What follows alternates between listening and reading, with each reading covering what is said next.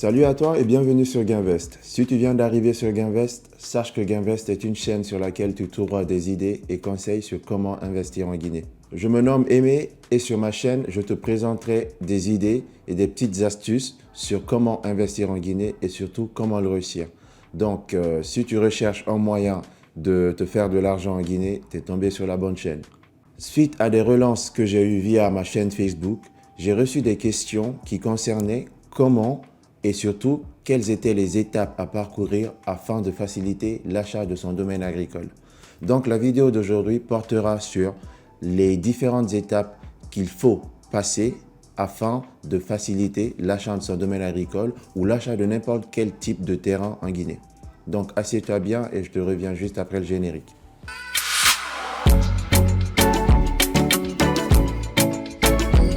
Donc, bienvenue sur la chaîne Gainvest et j'espère que tu n'oublieras pas de t'abonner, de laisser des commentaires et surtout partager la chaîne au maximum de personnes possible.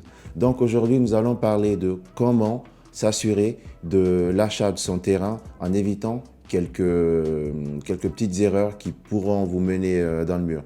Donc, la vidéo d'aujourd'hui sera divisée en plusieurs parties qui concerneront l'achat du domaine agricole, comment s'assurer de la véracité des informations du terrain, comment assurer le paiement de l'achat de son domaine agricole, comment effectuer la mise en place de l'environnement de son domaine agricole afin de s'assurer de l'absence de n'importe quel problème qui peuvent arriver dans le futur. Et je terminerai par quelques points à éviter afin de vous donner vraiment un ensemble d'informations qui vous seront utiles afin de vous assurer un bon achat dans le domaine agricole. Donc, on y va. Le premier point étant comment effectuer l'achat de son domaine agricole. Il y a un premier point qui concerne la visite de son domaine agricole. Je te conseille en fait, lorsque tu décideras d'acheter ton domaine agricole, de ne pas passer par des visites virtuelles. Je te conseille d'être présent sur le terrain et effectuer toi-même la visite de ton domaine. C'est en faisant toi-même la visite de ton domaine que tu te rendras compte des différentes possibilités à mettre en place pour l'activité que tu veux y mener. Il est important de faire soi-même la visite afin de renforcer son idée sur l'activité qu'on veut y mener. Je te déconseille de proposer à des personnes de ton entourage de faire la visite d'une terre ou d'un domaine que tu veux acheter. Par exemple, dans mon cas, je suis content d'avoir moi-même fait la visite de mon domaine agricole parce que durant la visite, j'ai vu en fait toutes les possibilités du domaine agricole, le cours d'eau qui passait, qui entourait le domaine agricole, les différents types d'arbres qu'il y avait dans le domaine et j'ai même pu toucher le sol et me rendre compte vraiment du type de sol qu'il y avait dans le domaine agricole. Tout cela m'a permis d'avoir une idée toute concrète que j'ai pu mûrir en fait après la visite et qui m'ont permis de valider l'achat de mon domaine agricole. Donc le premier point étant la visite, je te conseille de la faire toi-même.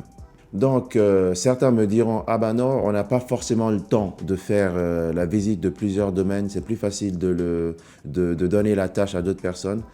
Je dirais non, il est important que tu fasses la visite du domaine parce que ça te permettra de voir un peu la réalité du pays et la réalité surtout de la zone dans laquelle se trouve le domaine agricole. Et toutes ces infos sont nécessaires afin que tu comprennes l'étendue de l'activité que tu voudras y mener.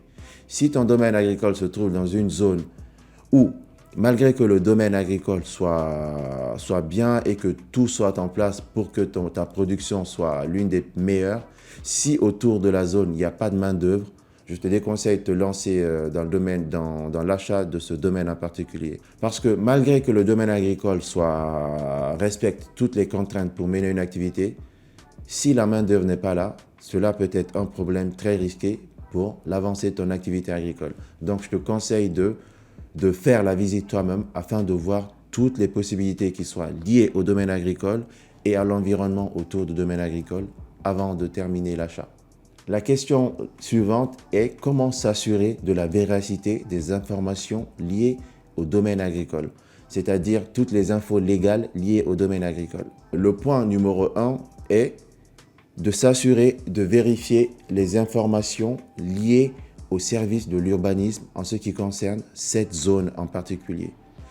Et il est important aussi, après avoir validé en fait le vœu d'acheter en fait ce domaine agricole, de s'assurer que tous les intermédiaires soient liés à la famille qui détient le domaine agricole. Ne pas avoir d'intermédiaires qui ne soient pas liés à la famille des propriétaires.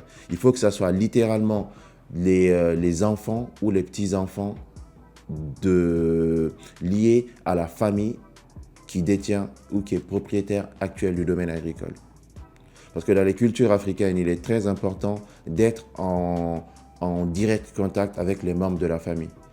La question suivante est d'effectuer des recherches en ce qui concerne l'authenticité des informations données par la famille. Malgré que les intermédiaires soient de la famille directe, il est important qu'on prenne sur soi une des tâches supplémentaires qui est de faire une visite dans l'entourage du domaine, quitte à aller voir le service de l'urbanisme afin de s'assurer de la véracité des infos qui ont été données en fait par la famille et s'assurer que le domaine agricole n'a pas été vendu à une autre personne. Parce qu'on est quand même en Guinée et il est important de s'assurer que toutes ces petites infos qui peuvent paraître vraiment anodines soient vérifiées et qu'on s'assure que tous les points possibles ont été checkés afin de ne pas rentrer dans une source de problème. Le point suivant, ça peut paraître vraiment anodin ou même manquer de respect, mais il est important de faire ces validations avec le propriétaire du domaine, en tout cas la personne qui est en train de vendre le domaine. Il est important de prendre cette personne avec soi et aller faire toutes les validations d'informations, par exemple à l'urbanisme ou chez le chef de quartier ou sur les familles autour, afin de toujours avoir cette personne avec vous lorsque vous vérifierez les infos. Cela permettra de le mettre en face des infos qu'il a pu vous dire durant les différents entretiens qui peuvent, dans certains cas, s'avérer fausses, mais en s'assurant dès l'entretien que tout ce qu'il a dit, vous essaierez de le valider avec sa présence, ça peut mettre vraiment certaines conditions qui feront que le vendeur fera tout pour vous donner des infos vraies et s'assurer aussi que son domaine sera acheté sans problème. Le point suivant, c'est que lors de la validation de l'achat, il est important d'avoir des témoins.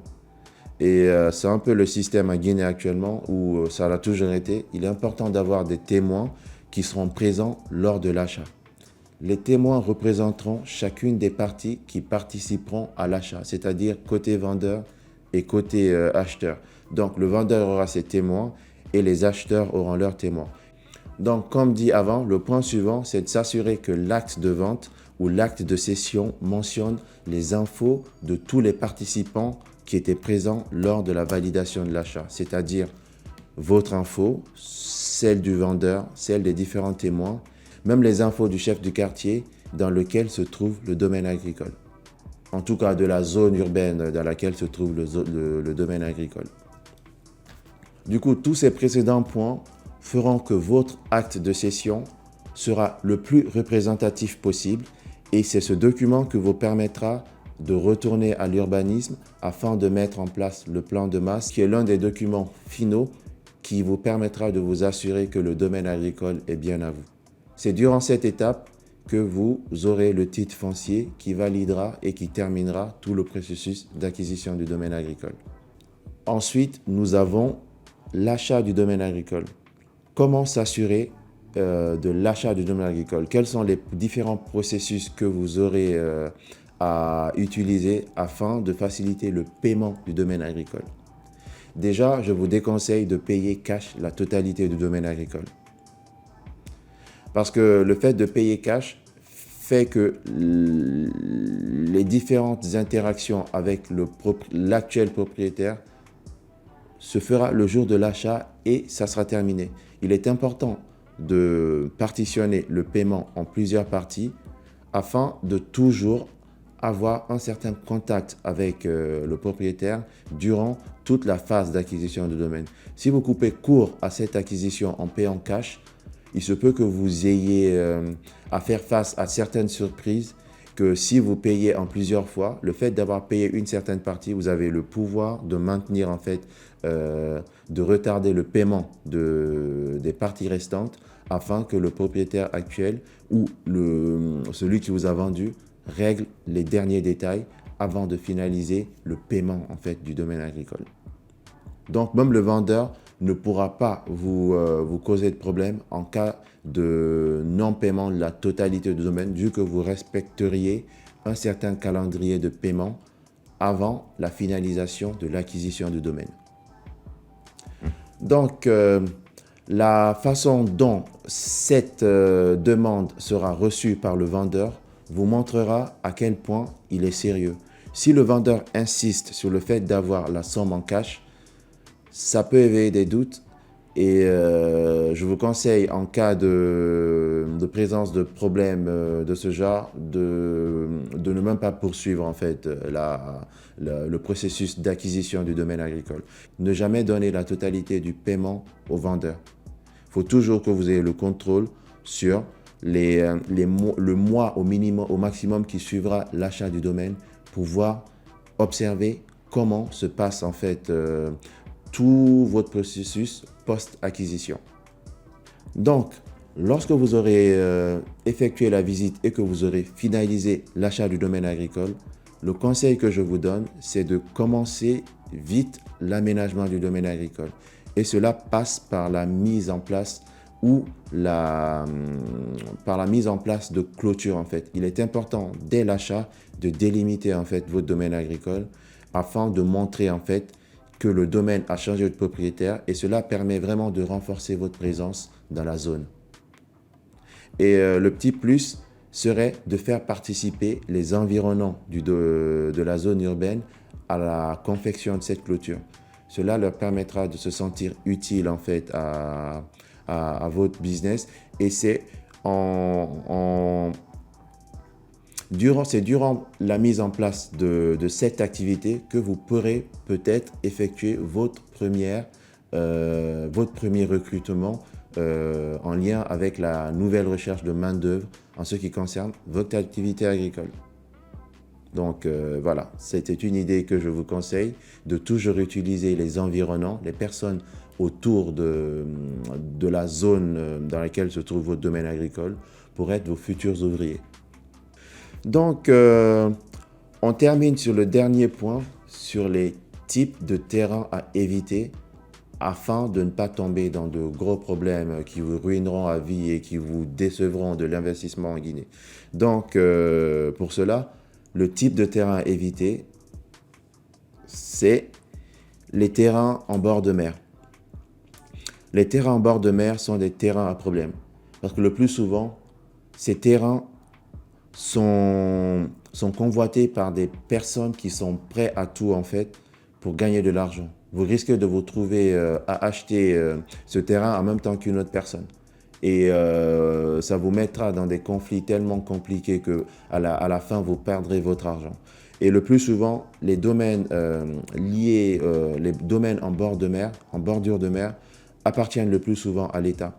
Donc, le fait de les acheter, vous vous retrouverez un jour dans un futur qui peut être proche ou lointain à vouloir le retourner à l'État qui aura peut-être besoin du domaine pour mettre en place d'autres activités pour le besoin de la nation. Donc, dans certains cas, votre terrain ne vous sera pas racheté à la valeur à laquelle vous l'aviez acheté avant. Donc, pour éviter tout ce type de problème, je vous déconseille les terrains en bordure de mer. Sauf si vous avez moyen, en fait, vous connaissez quelqu'un dans l'État qui assurera vos arrières. Mais pour un investisseur sérieux qui veut s'assurer de la pérennité de son investissement, évitez les domaines en bordure de mer. Donc, en troisième point, on a les terrains en bordure de route. On a vu récemment en Guinée l'État qui saccageait certains bâtiments en bordure de route parce que les terrains en direct bordure de route peuvent être aussi des sources de problèmes parce que l'urbanisme en Guinée évolue et vous pouvez vous retrouver en fait sur le chemin d'une possible future route qui sera amené à gratter un peu de votre domaine. Donc, il est important de bien s'assurer que votre domaine agricole ne soit pas en voisinage direct avec une route.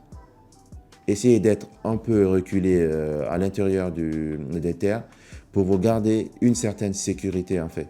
Et ne pas un jour vous lever et voir que votre domaine se trouve dans un plan d'urbanisme qui devra prochainement arriver et que vous ne sachiez pas du tout comment réagir face à cela. Et en dernier point, c'est les terrains avec des soupçons d'appartenance à l'État. On a vu plein de gens qui sont tellement poussés par l'attrait des prix bas de certaines zones urbaines, de certains terrains ou même de certaines zones agricoles, accélèrent en fait l'achat du domaine agricole et évitent tous les points que j'ai cités avant. Ils sont tellement aveuglés par la bassesse des prix qu'ils zappent toutes ces étapes de check et vont direct à l'achat et se retrouvent quelques années plus tard avec l'État qui vient taper à leur porte pour leur dire « Ah bah finalement ce domaine nous appartient et voilà, faut dégager ». Et la personne n'aura rien pour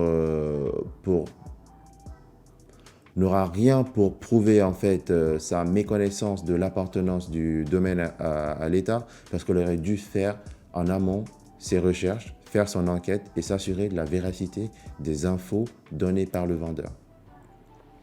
Donc voilà, ce sont ces quelques points que je voulais vous partager aujourd'hui afin que vous preniez en compte ces différentes infos qui puissent vous aider dans la facilitation de l'achat de votre domaine agricole. Donc en espérant que ces infos vous aient aidé, n'oubliez pas de vous abonner à la chaîne, de laisser un commentaire et surtout de partager la chaîne au maximum de personnes possible. Et je vous dis à bientôt sur Gainvest.